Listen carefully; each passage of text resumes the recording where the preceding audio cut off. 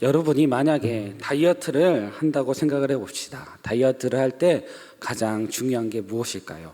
바로 식이요법과 운동입니다. 그 중에 많은 사람들은 운동을 택합니다. 운동을 통해서 근육을 성장시키기 위해서 하는 것이 가장 좋고 가장 쉬운 방법이라고 합니다.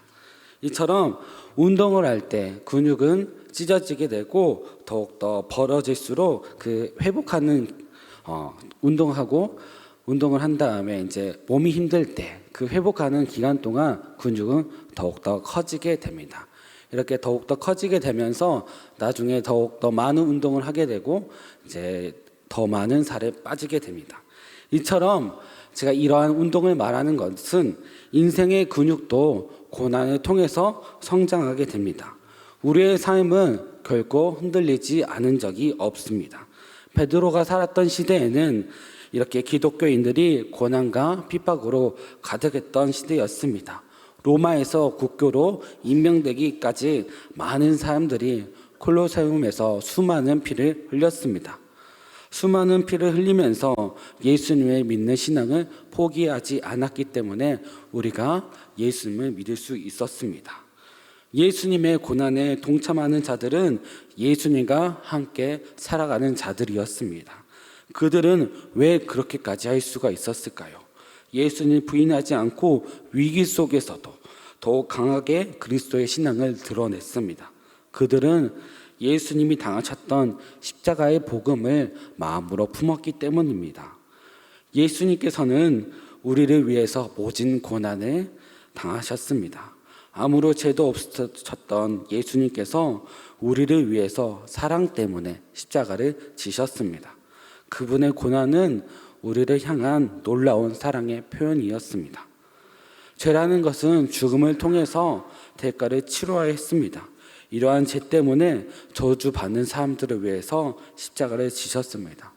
우리는 사망의 왕노릇하는 사람들에게 잡혀 있습니다. 그래서 예수님께서는 자신의 목숨을 대가로 자유를 주어야 했습니다. 예수님께서는 그 모진 고통을 당하셨던 것입니다. 채찍으로 고문을 받으시고 수많은 사람들에게 욕과 비방을 들어야 했습니다. 그리고 무겁고 큰 십자가를 짊어지고 가야 했습니다. 또한 육체의 한계까지 가서 십자가를 들지 못할 때까지 들어야 했습니다. 그리고 십자가에서 손에 목자국을 내서 들림을 당해야 했습니다.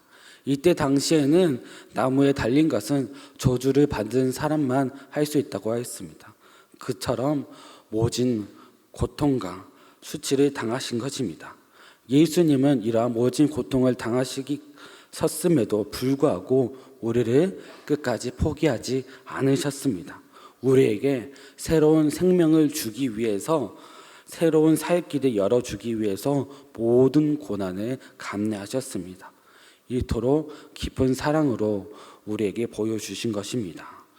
그래서 이러한 사랑으로 제자들은 변화가 되었습니다. 오늘의 저자인 베드로가 변화가 되었습니다. 그리고 그 사랑을 전하였습니다.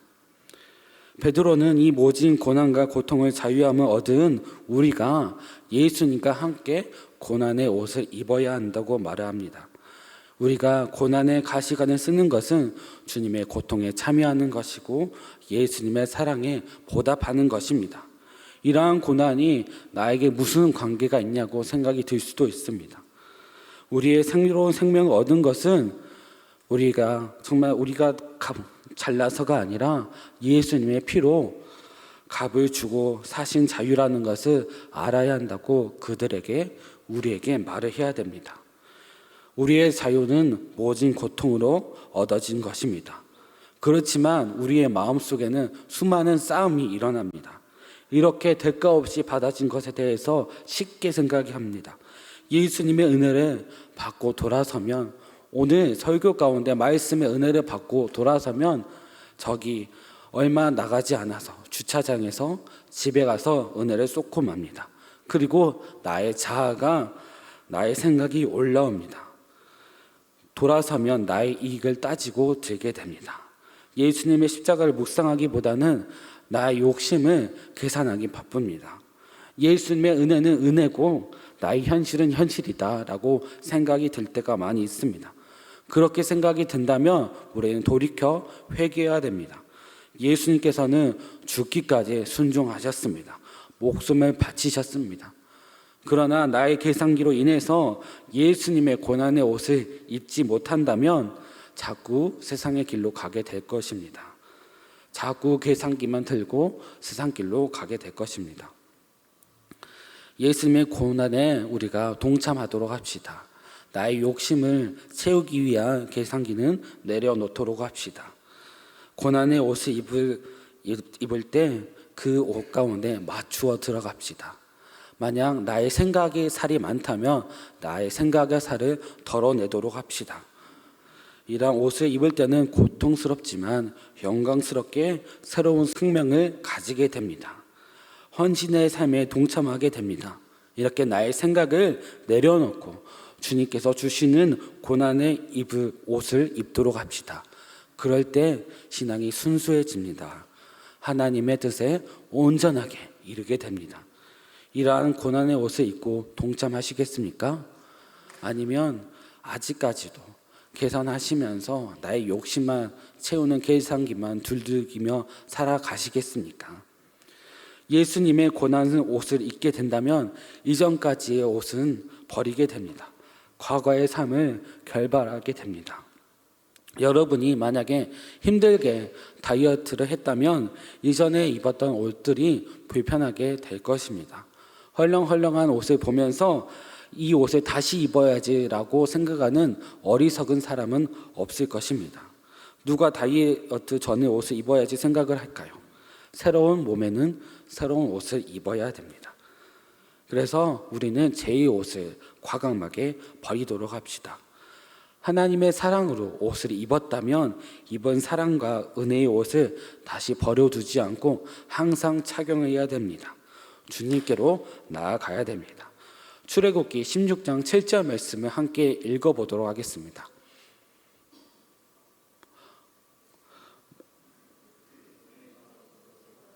모세가 또 이르되 여호와께서 저녁에는 너에게 고기를 주어 먹이시고 아침에는 떡으로 배불리시니 이는 여호와께서 자기를 향하여 너희의 원망하는 그 말을 들으셨음이라. 우리가 누구냐? 너희의 원망은 우리를 향하여 함이 아니요 여호와를 향하여 함이로다. 아멘. 이스라엘 백성들은 애굽에 탈출해서 그들이 하나님의 백성임을 알았습니다. 하나님의 백성으로서 구름 기둥과 불 기둥을 쫓아가면서 광야의 길을 걸었습니다. 그러나 그들은 애굽의 때를 아직도 벗지 못했습니다. 그들이 불평할 때 애굽에서 먹었던 고기와 먹었던 채소를 생각을 했습니다. 그때 먹었던 노예의 상에서 먹었던 고기가 좋다고 했습니다. 물론 광야의 삶이 녹록지 않았을 것입니다. 그들이 생각했던 편안하고 안락한 집이 없었고 정말 힘들었을 것입니다. 하지만 광야에는 자유가 있었습니다. 그들을 괴롭히는 애굽 사람들이 없었습니다. 자유가 있었습니다. 이러한 억압과 눌림이 없는데 그들은 억압과 눌림이 있었던 고기를 생각한다니 정말로 아이러니한 것입니다. 모세는 이러한 모습을 볼 때 얼마나 화가 났을까요? 바로를 설득하기 위해서 정말 10가지 재앙을 하나님께서 보여주셨는데 그렇게 힘들다고 그들을 구출해 주셨는데 하나님께 감사하는 모습은 어디 가고 하나님께 고기가 없다고 불평하는 이스라엘 모습만 있었습니다. 그러한 모세와 이스라엘 백성들을 보면서 하나님께서는 만나와 메추라기를 보내셨습니다. 사람은 금방 은혜를 잊어버리고 불평하지만 하나님께서는 그럼에도 불구하고 우리에게 끊임없이 은혜를 주시고 계십니다. 이것이 사랑과 하나님의 차이입니다. 그렇다면 그리스도로 옷 입은 사람은 어떻게 살아가야 될까요? 이전의 것을 생각하지 말고 끊임없이 하나님께서 주시는 은혜를 찾아야 됩니다. 이스라엘 백성들은 불평하였지만 하나님께서 은혜를 주신 것처럼 우리는 하나님을 끝까지 찾아야 됩니다. 은혜를 곱씹도록 해야 됩니다. 예전에 살았던 모습을 버리고 예수님 왕노릇하는 삶을 살아가야 됩니다. 우리는 이미 노예가 아닙니다. 죄로서 해방된 자입니다. 이제는 죄를 짓지 않아도 됩니다. 하지만 죄는 여전히 우리에게 큽니다. 여전히 큰 존재이고 우리를 억압하고 눌리는 존재입니다. 우리는 죄를 짓지 않고 살아갈 수 없도록 죄는 그렇게 느끼도록 합니다. 죄의 권세는 우리의 마음을 끊임없이 괴롭히고 우는 사자와 같이 우리를 삼키려고 합니다. 그렇기 때문에 우리는 계속해서 하나님의 은혜를 구하고 죄를 경계해야 됩니다. 불평하는 자들이 모이면 불평이 더욱더 많아집니다. 불평의 원인을 찾고 자신의 마음에 들 때까지 탈탈탈 털어냅니다. 정말 계속 불평합니다. 이러한 모습들은 죄를 짓는 모습과 마찬가지입니다. 극한의 방탕에 다른질하는 자들과 무엇이 다를까요? 정말로 우리가 변화가 되었다면 하나님의 은혜를 감사하고 불평하지 않고 주님께 나아가야 됩니다. 하나의 몸에서 오른쪽 왼쪽으로 한꺼번에 갈 수가 없습니다. 갈 수 있다면 그 몸은 찢어지고 말 것입니다. 오도 가도 못하는 것은 하나님께 가지 못하는 것과 마찬가지입니다. 이제는 멈추고 완전히 돌이켜 예수님께로 하나님께로 나아가는 대강교회 모든 성도님들이 되시기를 바라겠습니다. 우리가 이렇게 당당하게 하나님께 나올 수 있는 것은 산 자와 죽은 자를 심판하러 오시기로 한 예수님이 계시기 때문입니다. 우리가 그리스도로 은혜로 옷을 입고 돌이키지 않는 것은 바로 심판 때문입니다. 다가오는 마지막 때에 예수님을 믿는 것은 가장 행운이라고 생각해야 되는 것입니다. 하나님의 뜻으로 살아가는 자는 마지막 때가 두렵지 않습니다. 오히려 당당하게 살아가는 것입니다. 제가 경로대학을 하면서 가장 행운이고 가장 기적이라고 생각하는 것은 가장 인생의 선배인 분들에게 예수님을 전한다는 것입니다. 그분들의 마지막 때에 예수님을 믿게 하는 그 시간은 정말로 중요하고 가장 값진 것이라고 생각합니다. 저는 경로대학에서 복음을 전할 때가 가장 큰 선물을 드린 것이라고 생각이 됩니다. 이처럼 우리는 이 복음을 가장 중요하게, 가장 값지게 기적이라고 생각을 해야 됩니다. 하나님 앞으로 당당한 자로 살아가기 위해서는 언제라도 준비를 해야 됩니다. 앞으로 미래를 생각한다면 당당하고 천국을 바라보면서 살아가야 할 것입니다. 그렇게 하기 위해서는 다이어트 하는 사람이 요요를 가장 경계하듯이 언제나 우리는 하나님의 그리스도의 옷을 입은 사람으로 살아가야 하는 것입니다. 그렇다면 6절 말씀처럼 하나님의 말씀에 따라 살아가는 사람들은 이렇게 살아가야 합니다. 하나님 말씀대로 살아가는 사람들은 먼저 정신을 차리고 기도하는 삶을 살아가야 하는 것입니다. 우리는 이제 육에 속한 사람이 아닙니다. 죄와 사망에서 구별된 사람, 새로운 생명을 얻은 자입니다. 새로운 생명의 가운데 우리는 기쁨으로 살아가게 될 것입니다. 주님께서 주신 기쁨으로 살아가게 될 것입니다. 이러한 기쁨의 삶을 살아가기 위해서는 분별해야 됩니다. 먼저 정신을 차리고 하나님의 일을 구별해야 합니다. 아담과 하와가 넘어갔던 것은 정신을 차리지 못하고 유혹에 넘어간 것입니다. 하나님의 말씀을 기억하지 못하고 하나님의 뜻을 발견하지 못하고 유혹에 넘어갔기 때문에 연약한 인간이었습니다. 그래서 우리는 아담과 하와처럼 넘어가기 않기 위해서는 정신을 차리고 주님의 뜻을 구별하도록 합시다. 그렇게 하기 위해서는 근신하며 기도를 해야 됩니다. 베드로가 근신하여 기도하는 말은 얼마가 뼈가 있는지 모릅니다. 예수님께서는 베드로와 함께 겟세마네에서 기도하였습니다. 예수님께서는 자신의 마지막 때인 줄 알고 제자들에게 기도를 부탁하였습니다. 제자들에게 기회를 주신 것입니다. 함께 기도해서 시험을 이겨서 나가자라고 기도를 하라고 하신 것입니다. 베드로도 그러한 부탁을 들었습니다. 그렇지만 예수님께서 십자가에 달려 돌아가실 때 베드로는 도망쳤습니다. 부인했습니다. 정말 부끄럽게 정말 도망쳤습니다. 정신 차리지 못한 베드로는 정말 예수님을 만났을 때 너무나 부끄러웠을 것입니다. 자신의 모습에 후회가 되었을 것입니다. 그래서 후회가 담긴 말로 근신하고 깨어 있어라. 제발 좀 깨어서 기도하자. 정신 차려서 하나님의 일을 분별하자고 말합니다. 누가복음 5장 34절에서 35절을 함께 읽도록 하겠습니다. 예수께서